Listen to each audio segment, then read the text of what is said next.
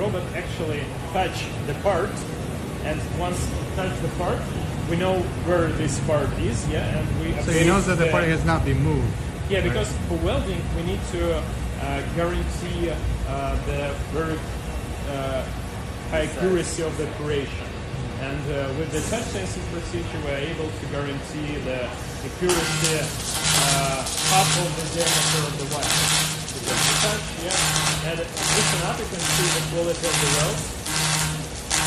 And so we have different applications already installed in different industries. It's shipbuilding, it's construction, it's manufacturing, it's food processing. None of it's fabrication.